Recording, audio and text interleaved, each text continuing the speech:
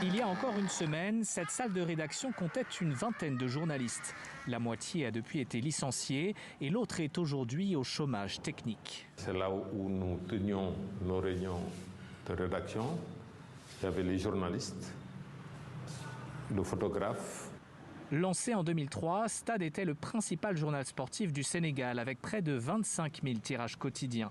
Il a désormais disparu des kiosques, tout comme Sunu Lamb, un journal dédié à la lutte et qui appartient au même groupe. Leur propriétaire, Mamadou Ibra Kane, explique que les deux titres étaient en grande difficulté depuis la crise du Covid-19. Nous avions des pertes de chiffre d'affaires de l'ordre de 70%. Nous avions pu obtenir de l'ancien régime qu'il y ait un effacement de la dette fiscale, mais avec les nouvelles autorités, l'accord que nous avions eu avec le précédent président, ils ont dit que cela ne les engageait pas. Selon Mamadou Ibra Kane, qui est aussi à la tête du patronat de la presse, d'autres journaux pourraient disparaître.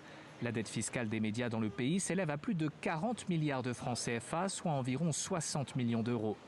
Une inquiétude partagée par la coordination des associations de presse du Sénégal, qui dénonce en plus de la pression fiscale, la suspension des contrats publicitaires avec l'État ou encore la confiscation du fonds d'appui au développement de la presse. La presse doit payer comme tous les autres contribuables, mais il faut trouver des mécanismes souples parce que ces entreprises ne sont pas comme les autres entreprises, c'est des entreprises qui font de l'information. Le régime ne gagnerait absolument rien en se mettant à dos la presse, si cette presse-là est une presse qui joue son rôle.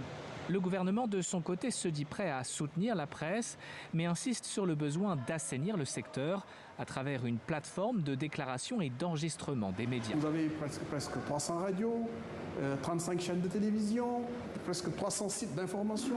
Une fois que l'État aura toutes les informations concernant les médias, c'est en ce moment que l'appui de l'État pourra être ciblé sur la base de critères.